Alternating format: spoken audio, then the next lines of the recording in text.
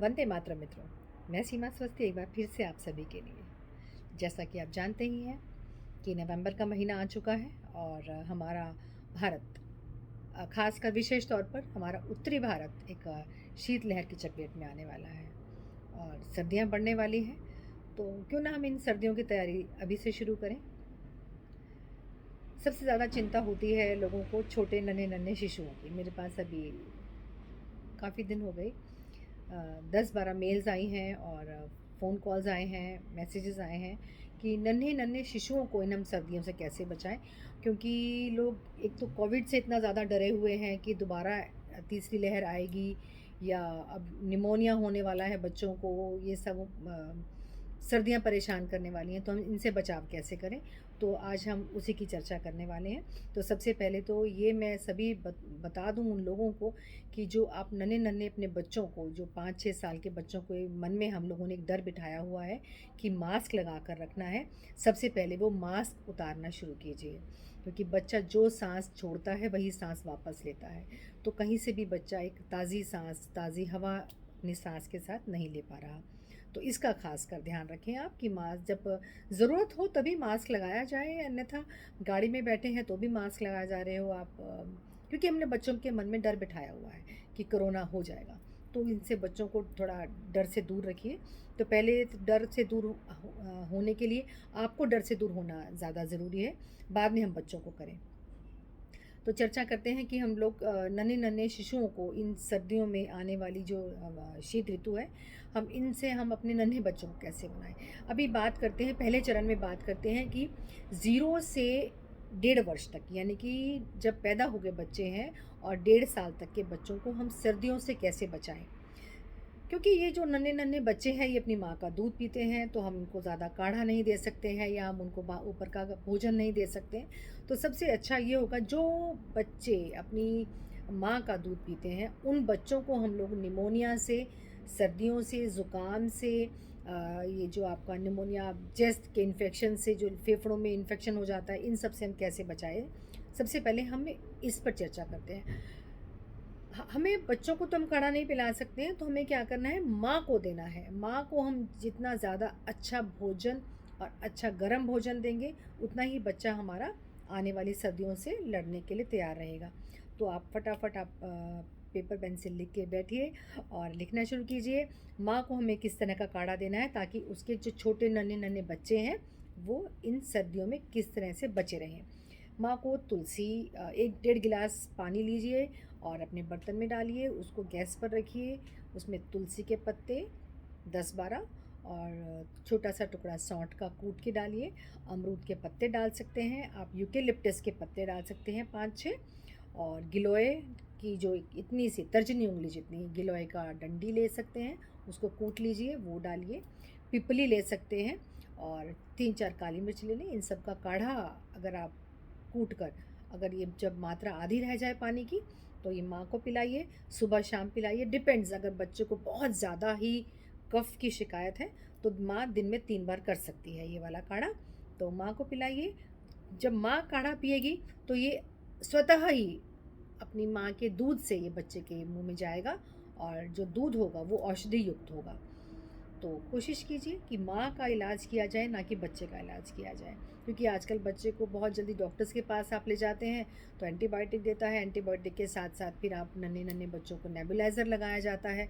और फिर बड़े होके, क्योंकि जितना ज़्यादा हम लोग अप्राकृतिक चिकित्सा की तरफ हम जाएंगे, उतना ही ज़्यादा बच्चा भी अप्राकृतिक बनेगा। तो कोशिश कीजिए कि बच्चों को हम जब पैदा कर रहे हैं तो उसको प्राकृतिक वातावरण, प्राकृतिक औषधियाँ और हर चीज़ प्राकृतिक रूप में दी जाए, तो उसका बच्चे का जो बॉडी है वो भी बायोटिक बनेगा।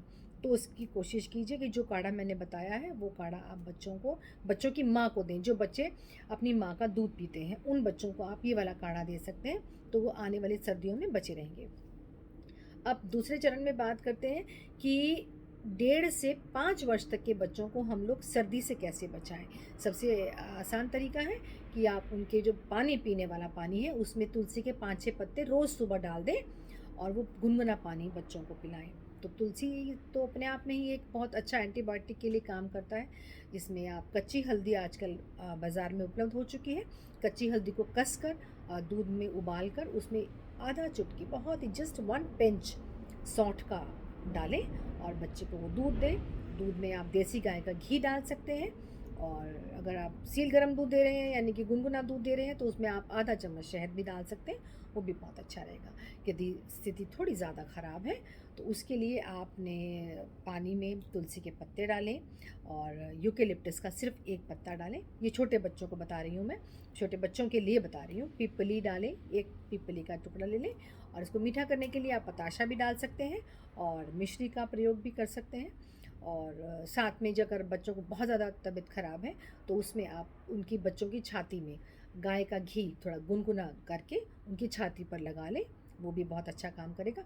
बच्चों के नाखून पर आप गौमूत्र लगा सकते हैं, नेल्स पर छोटे बच्चों की, उसके लिए बहुत अच्छा काम करेगा, बच्चों को ठंड से बचाता है और हर तरह का मिनरल्स उसकी बॉडी में ऑटोमेटिकली जाता है, वो दे सकते हैं। महापंचगव्य घृत आयुर्गव्य गौधाम निर्मित के द्वारा जो निर्माण किया जाता है महापंचगव्य घृत, वो भी आप मंगा सकते हैं। वो भी आप बच्चों की नाखून पर, नाभि में, गुदा द्वार में, नाक में डाल सकते हैं। तो ये भी महापंचगव्य घृत भी बहुत अच्छा एक औषधि है जो हम बच्चों को सर्दियों से बचाने की, तो वो बच्चों को हम लोग हमारे बहुत अच्छे परिणाम महापंचगव्य घृत से मिल रहे हैं। और हम जो बच्चों को बताते हैं कि जो माता पिता हैं, जो 5 से 6-7 वर्ष के बच्चों के माता पिता हैं, उनको आप पंचगव्य महाघृत थोड़ा गर्म कीजिए। गर्म करने के बाद उनकी चेस्ट पे लगाइए, छाती पर लगाइए, गले में लगाइए, नाक में डालिए और उनकी माथे पर भी आप लगा सकते हैं। ये बहुत अच्छा एक अद्भुत परिणाम हम लोगों के सामने आया है, तो सोचा आप लोगों से शेयर किया जाए।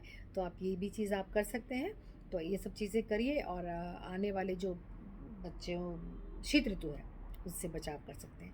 एक शिकायत और आती है सर्दियों में बच्चों को दस्त को लेके, यानी कि लूज़ मोशंस को, बच्चों को सर्दियों के कारण लूज़ मोशन लग जाते हैं। हम फिर वही आएंगे कि 0 से 1.5 वर्ष तक के यदि बच्चे हैं तो आपने उसमें क्या करना है, सबसे पहले आपने उसमें माँ को जीरे और सौंफ का पानी उबाल कर देना है, क्योंकि जब माँ औषधि पिएगी तो वो दूध भी औषधि युक्त होगा। तो बच्चा जब दूध पिएगा तो डेफिनेटली बच्चे की लूज़ मोशंस में भी फ़र्क पड़ेगा। तो सौंफ और जीरे का पानी आप बच्चों को दे सकते हैं। बच्चों को आप यूकेलिप्टस के पत्तों की भाप दे सकते हैं पानी में डाल के, क्योंकि यूकेलिप्टस का जो पत्ता है ये बहुत ही ऑटोमेटिकली कैम्फर इसके अंदर होता है, तो ये हमारी चेस्ट को क्लीन करता है। ये वाला जो श्वसन तंत्र है ये इसे क्लीन करता है। और साथ में अगर बच्चे के पेट में दर्द है तो माँ को अजवाइन और काला नमक आप मिला कर दे सकते हैं। आधा चम्मच अजवाइन ले लें, हल्का सा भून लें तवे पर बिना घी के, और उसमें थोड़ा सा, उससे भी आधी, अजवाइन आधा चम्मच लिया है तो उससे आधी मात्रा में काला नमक लें और उसकी गुनगुने पानी के साथ फाँकी ले लें, तो बच्चे के पेट में दर्द ठीक होगा, अगर यदि माँ ले रही है तो यही चीज़ें हम लोग बच्चों को बड़े जब होने पर ये भी हमसे चीज़ें करें। तो प्रयास ये रखें आप कि हम बच्चों को अंग्रेज़ी दवाओं से जब तक हो सके तब तक दूर रखें। अपनी कोशिश कीजिए अपनी रसोई से बच्चों को ठीक करने के लिए, अपनी जो आपने क्यारियाँ लगाई हैं बहुत खूबसूरत, उससे आप बच्चों को ठीक करें। घर में तुलसी का पौधा ज़रूर लगाएं, तुलसी का उपयोग बच्चों को बताएं कि हम इससे क्या क्या फ़ायदे होने वाले हैं। तो आशा करती हूँ कि आप ये सभी चीज़ें अपनाएंगे और आने वाले शीत ऋतु में हमारा भारत का प्रत्येक बच्चा बहुत स्वस्थ और सुदृढ़ बनेगा। तो आप सभी की उज्जवल भविष्य और उत्तम स्वास्थ्य की मंगल कामना करने के साथ साथ आप लोगों को एक सूचना और देनी थी। 7 दिसंबर, आने वाली 7 दिसंबर से आयुर्गव्य गौधाम ADPT का कोर्स शुरू करने जा रहा है। तो मैं चाहती हूँ कि अधिक से अधिक जो जानकारियाँ आपको YouTube पर मिलती रहती हैं उसके साथ साथ इस तरह से अद्भुत जानकारियाँ आप लोगों को मिलने वाली हैं, तो अधिक से अधिक संख्या में आप इस कोर्स को ज्वाइन कीजिए और आप मेरे साथ आइए और चलते हैं अपने भारत को स्वरोजगार और स्वचिकित्सा की आंदोलन में हमारा साथ दीजिए, क्योंकि आयुर्गव्य गौधाम स्वरोजगार और स्वचिकित्सा को लेकर बहुत अलग अलग तरह के कोर्सेज करता है, आप लोगों को अधिक से अधिक जानकारियाँ देता है। तो हम चाहते हैं कि भारत का प्रत्येक वासी खुद अपना डॉक्टर बने, ना कि हमें किसी और को देखना पड़े। तो आइए 7 दिसंबर को एक बार फिर से हम लोग ADPT का कोर्स ज्वाइन करते हैं। तो तब तक के लिए वंदे मातरम।